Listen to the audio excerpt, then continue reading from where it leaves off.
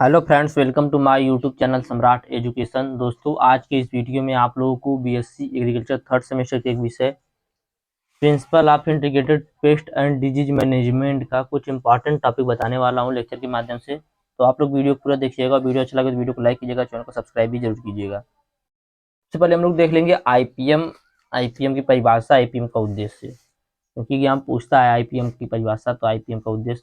तो आईपीएम जो होता है दोस्तों, आईपीएम और आईडीएम दोनों अलग होता है। आईपीएम का पूरा नाम होता है integrated pest management, pest management.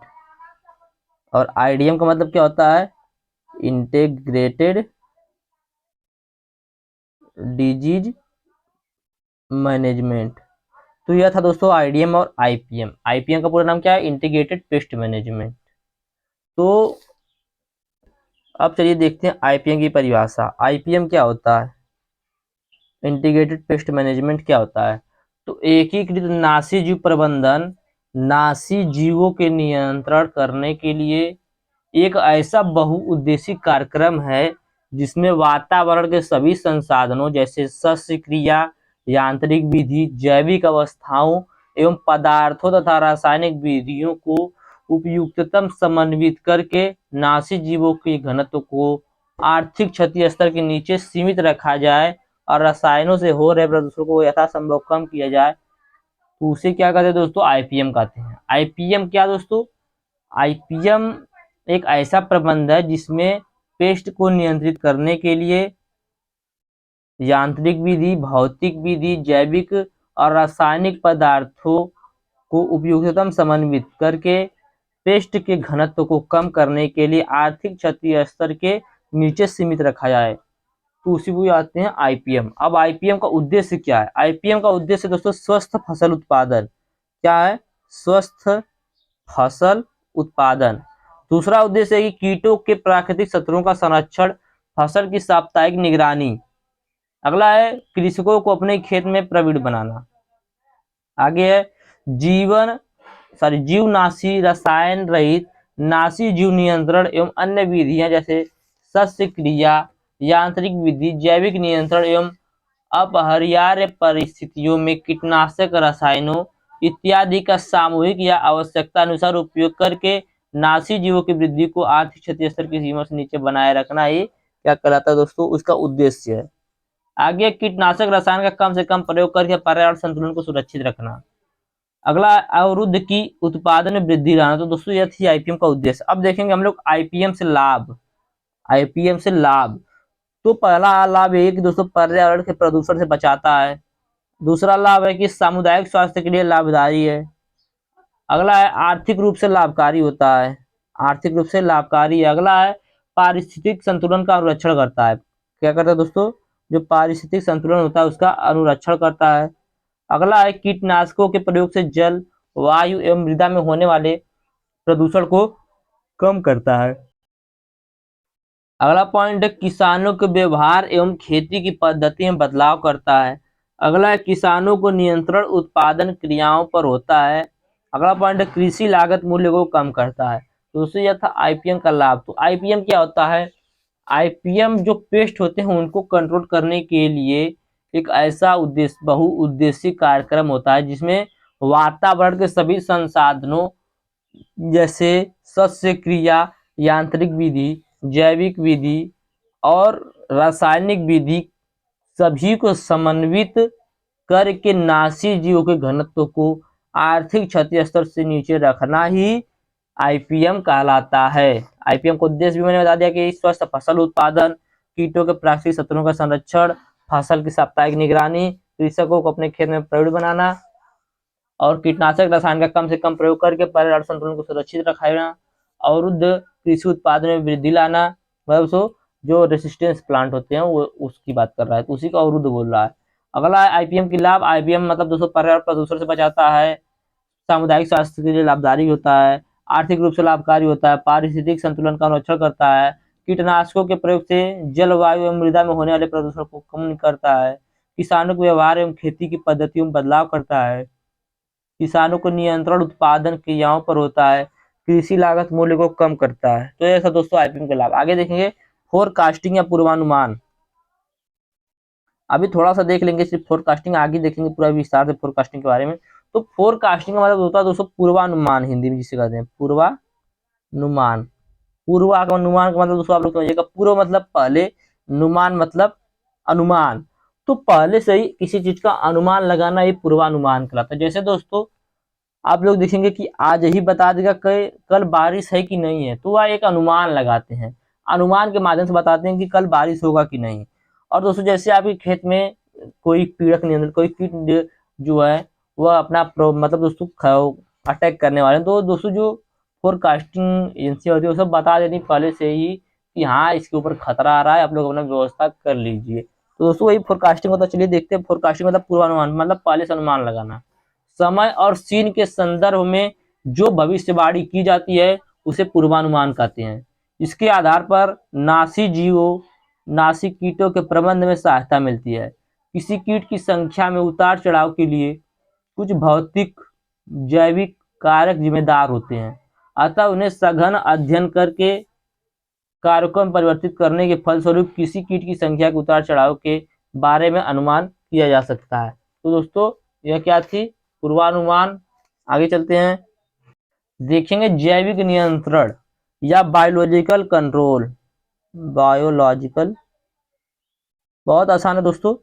जब पेस्ट के कंट्रोल के लिए उनके प्राकृतिक शत्रु का सहारा लिया जाता है तो उसी को क्या कहते हैं, बायोलॉजिकल कंट्रोल कहते हैं। जब पीड़कों के नियंत्रण के लिए उनके प्राकृतिक शत्रु का सहारा लिया जाता है तो उसे जैविक नियंत्रण कहते हैं। जैविक नियंत्रण प्रकृति में अपने आप होता है जिसे प्राकृतिक नियंत्रण कहा जाता है, परंतु जब इन्हीं उपायों को मनुष्य द्वारा पीड़क नियंत्रण के लिए अपनाया जाता है तो उसे जैविक नियंत्रण कहते हैं। मतलब दोस्तों कहने का है ना, जो जैविक नियंत्रण होता है, जो बायोलॉजिकल कंट्रोल होता है, उसमें क्या होता है, उसमें जैसे मान लीजिए मैंने आप लोग को बहुत बार यही एग्जाम्पल दिया, फिर से एग्जाम्पल दूंगा। आपके घर में बहुत ज्यादा चूहा हो गया है, तो चूहे को कंट्रोल करने के लिए अपने घर में बिल्ली पालेंगे। तो दोस्तों यही बायोलॉजिकल कंट्रोल है कि जो बिल्ली है चूहे का प्राकृतिक शत्रु है। मतलब दोस्तों जो बिल्ली और चूहे का प्राकृतिक शत्रु है, प्रकृति में अपने आप होता है, इसीलिए इसे प्राकृतिक नियंत्रण भी कहते हैं। प्रकृति में अपने आप होता है, लेकिन यदि आप बिल्ली को पाल कर उस पेस्ट को, मतलब जो चूहा उसके लिए पालेंगे, उसको खाने के लिए, उसको मारने के लिए, तो दोस्तों यही कहलाएगा क्या, बायोलॉजिकल कंट्रोल। तो उम्मीद करते हैं बायोलॉजिकल कंट्रोल भी समझ में आ गया होगा। आगे देखेंगे LD15 परीक्षण। LD15, LD15 परीक्षण क्या है। LD15 मतलब लेथल डोज 15। दोस्तों बहुत खतरनाक जहर होता है ये। किसी कीटनाशी की घातक मात्रा LD15 वह मात्रा होती है जो किसी परीक्षण किए गए स्तनधारी में 50% संख्या को एक बार में मार देती है। यह जानवरों या मनुष्यों को मारने की सबसे कम खुराक होती है। दोस्तों जो LD15 होती है, यह जो स्तनधारी होते हैं उनके 50% संख्या को एक बार में मार सकती है। और मनुष्य यदि दोस्तों इसका थोड़ा सा मात्रा भी खा लेना तो वो जा सकता है, क्योंकि दोस्तों इसका जितना अधिक प्रयोग करेंगे LD15 का उतना कम खतरनाक होगा, जितना कम प्रयोग करेंगे उतना अधिक खतरनाक होगा। LD15 की एक खासियत होती है दोस्तों। तो आगे देखेंगे जैविक नियंत्रण की समस्या। जो जैविक नियंत्रण हम लोग करते हैं उसकी क्या क्या समस्याएं हैं। तो जैविक नियंत्रण में प्रयोग होने वाले कारक मुख्यतः किसी एक विशेष प्रकार के कीटों को ही मारते हैं। जैसे मैंने बिल्ली का एग्जांपल दिया, तो बिल्ली जो है चूहे को ही सिर्फ मारेगी, नहीं कि आपके घर में छिपकली तो उसको भी मारेगी। अगला पॉइंट है कि इनका प्रभाव धीरे धीरे होता है, जिसे सफलता के लिए लंबे समय तक राह देखनी पड़ती है। अब दोस्तों चूहा भी जो है अपने भीड़ में चला जाएगा, और बिल्ली भी है तो कितना एक दिन में ज्यादा तो खाएगी नहीं, तो इसके जैसे धीरे धीरे जो है वो पीड़क कंट्रोल हो गए, तो इसलिए इसमें समस्या होता है, अधिक समय लग जाता है। अगला पॉइंट है क्योंकि इसमें जीवित जीवों का प्रयोग किया जाता है इसलिए उपयोगकर्ता शिक्षित होना चाहिए। क्योंकि दोस्तों इसमें जीवित जीवों का प्रयोग किया जाता है इसलिए जो उपयोग करने वाला होता है उसे शिक्षित होना चाहिए। आगे देखेंगे इकोलॉजी। इकोलॉजी क्या होता है, इकोलॉजी,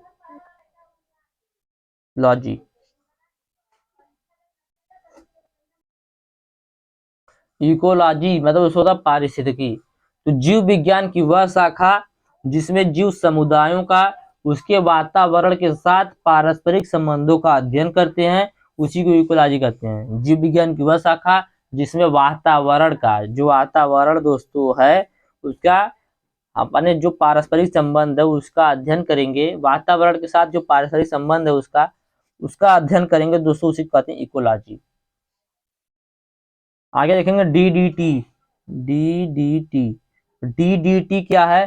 तो डीडीटी की खोज सन 1939 में 1939 में पॉल ने की थी। किसने की थी? पॉल ने। डीडीटी की खोज 1939 में पॉल ने की थी। पॉल, इनको दोस्तों पॉल पॉल कहते हैं, लेकिन इनका पूरा नाम पॉल हरमन मूलर है। Paul Hermann Muller. तो डीडीटी खोज सन 1939 में पॉल हरमन मूलर ने की थी। वास्तव में इन्होंने डीडीटी के कीटनाशी के रूप में प्रयोग की, अर्थात इन्होंने दोस्तों जो डीडीटी है उसकी खोज की थी। डीडीटी का प्रयोग कीटनाशी के रूप में किया जाता है। दोस्तों डीडीटी का आप लोग पूरा नाम हमें कमेंट बॉक्स में बताइएगा। मैं बताने जा रहा था, लेकिन आप लोग बताइएगा हमें कमेंट बॉक्स में डीडीटी का पूरा नाम। आगे चलते हैं। Plant quarantine. Plant quarantine. Plant quarantine होता है क्या दोस्तों? तो प्लांट क्वारंटाइन को कानूनी प्रतिबंध के रूप में परिभाषित किया जा सकता है जो कि उस क्षेत्र में कीट व बीमारी की शुरुआत में रोकथाम या देश की उद्देश्य से होता है। प्लांट क्वारंटाइन में बंदीकरण के उद्देश्य से रोग और खरपतवार के संबंध में हानिकारक वस्तुओं के आवाजाही पर रोकथाम शामिल होता है। प्लांट क्वारंटाइन, क्वारंटाइन से आप लोग समझ गए होंगे दोस्तों, कोविड टाइम में जो क्वारंटाइन था उसी प्रकार के इसमें भी क्वारंटाइन होता है, जिससे उसमें भी एक देश से दूसरे देश में जाना बंद हो गया था। वैसे दोस्तों एक बार कोई एक डिजीज थी दोस्तों, वह बहुत ज्यादा प्रकोप कर रही थी दूसरे देश से आके दूसरे देश में, जिसकी वजह से इस कानून को लाना पड़ा था दोस्तों। इसमें क्या होता है, इसमें एक देश से दूसरे देश तक जाने के लिए जब कोई पौधा जाता है, जैसे हमारे भारत से मान लीजिए अमेरिका गया, अमेरिका से हमारे भारत में आया, तो उस पौधे को दोस्तों कुछ दिन तक अलग रखा जाएगा, उसके बाद उसका यूज करते हैं, तो दोस्तों उसी को प्लांट क्वारंटाइन कहते हैं। आगे चलते हैं। आईडीएम क्या होता है? पीड़कों के नियंत्रण के लिए या कीटों के नियंत्रण के लिए जब एक से अधिक नियंत्रण विधियों का उनके गुणों एवं अवगुणों के आधार पर सम्मिलित करके प्रयोग किया जाता है, तो उसी को आईडीएम कहते हैं। फिर से आईडीएम देख लीजिएगा एक बार। आईडीएम क्या होता है? दो या दो से अधिक विधियों का सुसंगत प्रयोग करके आर्थिक दहलीज स्तर स्तर तक बिना पर्यावरण क्षति के रोग व्याधियों का निषेधात्मक निवारण आईडीएम कहलाता है। इसका उद्देश्य क्या है? आईडीएम का उद्देश्य है कि रोग व्याधियों का सुनियोजित ढंग से निवारण। अगला है पर्यावरण की हानि को रोकना। अगला पॉइंट है निवेश द्रव्य का उन्मूलन। अगला है संगरोध उपाय। दोस्तों क्वारंटाइन बायोलॉजिकल कंट्रोल मैंने आप लोगों को बता ही दिया है। ईटीएल, ईटीएल क्या होता है? इकोनॉमिक थ्रेशोल्ड लेवल या इकोनॉमिक इंजरी लेवल हम लोग देखेंगे। ईआईएल, ईआईएल आर्थिक दहली स्तर, ईआईएल। तो यह क्या होता है दोस्तों? इसमें पीड़कों की वह संख्या होती है जो एक निश्चित क्षेत्र पर पेस्ट की संख्या का घनत्व होता है और यह आर्थिक क्षति पहुंचाता है। इसमें कीट प्रबंध की विधियों को लागू करने से पहले यह देख लिया जाता है कि कीटों का जनसंख्या घनत्व कितना है। इसी को ध्यान में रखते हुए इस संकल्प को बनाया गया था। आगे देखेंगे पेस्ट रिस्क एनालिसिस, कीट जोखिम विश्लेषण। पेस्ट रिस्क एनालिसिस यह क्या होता है? कीट जोखिम विश्लेषण यह निर्धारित करने के लिए जैविक या अन्य वैज्ञानिक और आर्थिक सबूतों का मूल्यांकन करने की प्रक्रिया है कि क्या कोई जीव या कीट है, क्या इसे विनियमित किया जाना चाहिए। तो दोस्तों इसी को जो एनालिसिस करता है, इसी का जो विश्लेषण करता है, उसी को पेस्ट रिस्क एनालिसिस कहते हैं। आगे देखेंगे कन्वेंशियल पेस्टिसाइड। कन्वेंशियल पेस्टिसाइड क्या होता है? पारंपरिक कीटनाशक जिसे कहते हैं। तो पारंपरिक कीटनाशक जैविक कीटनाशकों और रोगाणु रोधी कीटनाशकों के अलावा सभी सक्रिय तत्व हैं। पारंपरिक कीटनाशक सिंथेटिक रसायन एग्रोकेमिकल्स जिसे कहते हैं, वे आमतौर पर कीटों को सीधे मारकर या निष्क्रिय करके कम करते हैं, तो दोस्तों उन्हीं को कन्वेंशियल पेस्टिसाइड कहते हैं। जब पारंपरिक कीटों को मारकर या निष्क्रिय करके कम किया जाता है उसे कन्वेंशियल पेस्टिसाइड कहा जाता है। आगे है दोस्तों बायो पेस्टिसाइड। बायो पेस्टिसाइड क्या होता है? बायो का मतलब दोस्तों, बायो का मतलब क्या होता है? जीव। बायो का मतलब जीव। और पेस्टिसाइड का मतलब दोस्तों जीव को मारने वाला। जीव, जीव को मारने वाला मतलब दोस्तों यदि जीव ही जीव को मारेगा तो उसी को बायोपेस्टिसाइड कहते हैं। जैसे हम लोगों ने बायोलॉजिकल कंट्रोल पढ़ा था उसी टाइप का होता है। तो बायोपेस्टिसाइड फफूंदी, बैक्टीरिया, विषाणु तथा वनस्पति पर आधारित उत्पाद है जो फसलों, सब्जियों एवं फलों को कीटों एवं रोगों से सुरक्षित कर उत्पादन में बढ़ाने में सहयोग प्रदान करते हैं, जिससे स्वास्थ्य और पर्यावरण को कोई क्षति नहीं होती है। दोस्तों बायोपेस्टिसाइड में क्या करते हैं, जो कीट हमारे पौधों पर लगते हैं उन्हें मारने के लिए हम लोग कीटों का ही प्रयोग करते हैं। अब देखेंगे दोस्तों पेस्टिसाइड क्या होता है। पेस्टिसाइड, पेस्टिसाइड दोस्तों मैं आप लोगों को अपने एक आसान से परिभाषा बताता हूँ। तो पेस्ट में आप लोगों ने पढ़ा है, पेस्ट क्या होता है?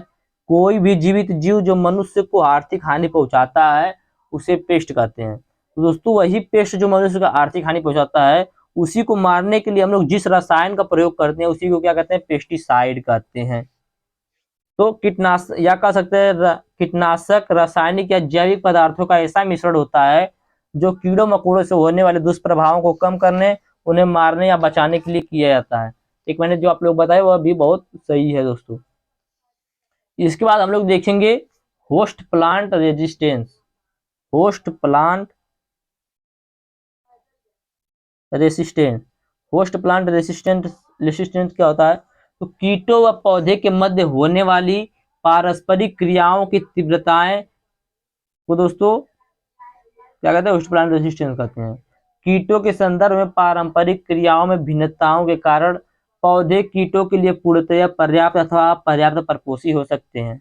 इसके विपरीत पौधे के संदर्भ में जितनी कम कीट जातियां या उनके बहुल्यता पौधे से संबंधित होंगी उतना ही कम प्रभाव पौधे पर पड़ेगा तथा पौधा उतना ही अधिक प्रतिरोधी होगा। प्रतिरोधी, होस्ट प्लांट रेसिस्टेंस का मतलब क्या है दोस्तों? होस्ट मतलब क्या होता है? परपोषी। परपोषी, प्लांट मतलब होता है पौधा, रेसिस्टेंस का मतलब क्या होता है? प्रतिरोध। इसे हिंदी में कहते हैं प्रतिरोधी परपोषी पौधा या परपोषी प्रतिरोधी पौधा। कहने का मतलब यह है कि दोस्तों पौधों के अंदर प्रतिरोध पैदा करना, पौधे के अंदर विरोध पैदा करने को ही होस्ट प्लांट रेसिस्टेंस कह सकते हैं। आगे देखेंगे हम लोग एनपीवी। एनपीवी, एनपीवी का पूरा नाम होता है न्यूक्लियो पोली हार्डोवायरस। न्यूक्लियो पोली हार्डोवायरस। तो एनपीवी कैटरपिलर का एक वायरल रोग है दोस्तों। एनपीवी जो है क्या है? कैटरपिलर का एक वायरल रोग, वायरल डिजीज है जो ऑस्ट्रेलिया में स्वाभाविक रूप से होता है। एक कीटनाशक के रूप में एनपीवी अत्यधिक विशिष्ट, सुरक्षित और पर्यावरण के अनुकूल होता है। मनुष्य, वन्य जीवों या अन्य कीड़ों को यह नुकसान नहीं पहुंचाता है। यह एक एकीकृत कीट प्रबंधन दृष्टिकोण में शामिल करने के लिए आदर्श रूप से उपयुक्त होता है। तो एनपीवी का पूरा नाम क्या हुआ गया दोस्तों? न्यूक्लियो पोलीहार्डोवायरस। यही दोस्तों एनपीवी का एक और नाम होता है नेट प्रेजेंट वैल्यू। इसी में दोस्तों, इसी आप लोगों के आईडीएम सब्जेक्ट में इसका दो वैल्यू होता है, एक होता है नेट प्रेजेंट वैल्यू, एक होता है न्यूक्लियो पोलीहार्डोवायरस। तो उम्मीद करते हैं आप लोगों को मैं जितना बता रहा हूँ समझ में आ रहा होगा। आगे देखेंगे एंडेमिक डिजीज, उसके बाद देखेंगे एपिडेमिक डिजीज। तो एंडेमिक डिजीज क्या होता है? जब कोई रोग किसी भूभाग या विशेष क्षेत्र में प्रतिवर्ष सामान्य से उग्र रूप में उपस्थित रहता है तो उसे विशेष क्षेत्रीय या स्थानिक की मारी कहते हैं या एंडेमिक डिजीज कहते हैं। रोगजनक मृदा में उपस्थित होकर फसल को एक काल या एक मौसम से दूसरे काल तक उत्तरजीवी रहता है। जैसे पंजाब के मैदानी भागों में पाए जाने वाला गेहूं का फ्लैग स्पॉट रोग, दार्जिलिंग जिलों में आलू का ब्लैक वाट रोग तथा कुछ क्षेत्रों में आलू का अर्ली ब्लाइट रोग। तो यह था दोस्तों एंडेमिक डिजीज। एंडेमिक डिजीज क्या होता है? ये दोस्तों जो किसी छोटे भूभाग या क्षेत्र में प्रतिवर्ष आता है लेकिन हर साल से थोड़ा सा उग्र हो जाता है, पहले से थोड़ा सा उग्र हो जाता है। इसके बाद देखेंगे एपिडेमिक डिजीज या पादप महामारी रोग। तो महामारी रोग से ही समझ गए होंगे कि दोस्तों बहुत ज्यादा नुकसान करेगा। तो वह रोग जो सामान्यतः व्यापक एवं विनाशकारी रूप में एक बड़े क्षेत्र की फसल पर कभी कभी अथवा सामयिक उत्पन्न होता है तथा फसलों को बहुत अधिक हानि पहुंचाता है, उसे पादप महामारी रोग कहते हैं। इस प्रकार के रोगजनक किसी विशेष क्षेत्र में निरंतर उपस्थित रह सकते हैं, परंतु परिस्थिति अनुकूल होने पर उनके निवेश द्रव्य में तीव्र वृद्धि होने लगती है और महामारी रोग का रूप ले लेते हैं। जैसे दोस्तों कहने का मतलब है कि कोई डिजीज, मान लीजिए बुखार है, जैसे दोस्तों कोविड आया था, बुखार है, तो आपके दो बॉडी में दोस्तों बुखार तो हमेशा रहता है, लेकिन क्या होता है कभी कभी यही बुखार जो उसको यदि अच्छा आप खाना नहीं खाएंगे, अच्छे तरीके से खाना नहीं खाएंगे, आपकी इम्यूनिटी कम होगी, तो उसको बढ़ने के लिए क्या मिलेगा, पावर मिलेगा। इसका जो निवेश द्रव्य होता है वह थोड़ा एक्टिव हो जाता है, जिससे क्या करता है आपको पूरी बॉडी को कवर कर लेता है और बहुत तेजी से बुखार फैला देता है। तो दोस्तों यही होता है इस पौधों में भी क्या होता है, जैसे मान लीजिए दोस्तों धूप है और पौधे में कीट लगा, तो दोस्तों धूप से कीट जो है वो मर जाएंगे और दूर भाग जाएंगे। लेकिन दोस्तों ये आपके पौधे में कीट लगा और वहीं पे यदि बादल आ जाएंगे, तो दोस्तों जो पौधे हैं उस पे जो कीट लगेंगे वो आपके पौधे को बहुत ज्यादा नुकसान कर देंगे, क्योंकि दोस्तों उनके अनुकूल का वातावरण मिल गया है। जैसे दोस्तों पछेती, आलू का पछेती अंगमारी कभी कभी किसी क्षेत्र में महामारी का रूप ले लेती है। तो यह था दोस्तों इंडेमिक और एपिडेमिक डिजीज। आगे देखेंगे इन्फेक्शियस डिजीज, संक्रामक रोग क्या होता है। तो इस प्रकार का जो रोग होता है वह जीवी या मध्यजीवी कारकों के द्वारा उत्पन्न होता है। जो संक्रामक रोग होता है दोस्तों वह किसी जीव या मध्यजीवी कारक के द्वारा उत्पन्न होता है। इसको उत्पन्न करने के लिए किसी जीव या मध्यजीव का होना जरूरी होता है, तथा रोगी पौधे से स्वास्थ्य पौधे पर तेजी से फैल जाते हैं। जैसे कवकों, जीवाणुओं, वायरस, मालिक्यूल्स, वायराइड, फाइटोप्लाज्मा, सूत्रकृमि, प्रोटोजोआ तथा शैवाल आदि से उत्पन्न रोग। दूसरा दोस्तों हम लोग देखें असंक्रामक रोग, नॉन इन्फेक्शियस डिजीज। इस प्रकार के रोग के साथ कोई जीवी या मध्यजीवी कारक जुड़ा नहीं होता है, जिसके कारण इन रोगों का प्रसार भी नहीं होता। ये रोग अनुपयुक्त मृदा, धूप, पाला, खनिज पदार्थ के असंतुलन, प्रदूषण या किसी अन्य बाधा के कारण उत्पन्न होते हैं। जैसे आम की कोयली, धान का खैरा तथा आलू का कीटाक्रांत रोग। तो यह था दोस्तों। अब देखेंगे सूक्ष्म जैव कीटनाशी क्या होता है। बायोलॉजिकल कंट्रोल में प्रयोग किए जाने वाले सभी कारक छोटे होने के कारण इन्हें माइक्रो ऑर्गेनिज्म के अंतर्गत रखा जाता है। इसे माइक्रोबियल कंट्रोल भी कहते हैं। आईडीएम भी मैंने आप लोग बता दिया कि आईडीएम एक ऐसी व्यवस्था जिसमें फसलों को हानिकारक रोगों तथा बीमारियों से बचाने के लिए किसानों को एक से अधिक तरीकों को अपनाया जाता है, तो उसी को क्या कहते हैं, आईडीएम कहते हैं। उष्ण रेजिस्टेंस भी बताया कि परपोषी प्रतिरोध एक प्रकार का जैविक नियंत्रण होता है, जिसमें परपोषी पौधे स्वयं एक विरोधक की भूमिका अदा करते हैं। रोग प्रतिरोधी किस्में पादप रोग प्रबंध की बहुत सस्ती, सरल, प्रभावी एवं सबसे अधिक व्यवहारिक विधि हो सकती है। फसलों में पादप रोगों द्वारा होने वाली हानियों को प्रतिरोधी किस्मों को उगाकर रोकना प्रभावशाली, लाभकारी एवं प्रदूषण की दृष्टि से सुरक्षित उपाय होता है। आईडीएम का महत्व क्या है, प्रदूषण को कम करना, स्वच्छ एवं गुणवत्ता युक्त अनाज सब्जी का उत्पादन करना, कृषि लागत को कम करना, भूमि को स्वास्थ्य बनाए रखना, कृषि के लाभदायक चीजों पर खतरा को कम करना। उसके बाद हम लोग क्या देखें, निमेटोड। निमेटोड क्या होता है, तो निमेटोड जमीन के अंदर धागा नुमा कीट होता है जो फसल, फल और सब्जियों को काफी नुकसान पहुंचाता है। यह वर्षों तक जमीन के नीचे जीवित रह सकता है।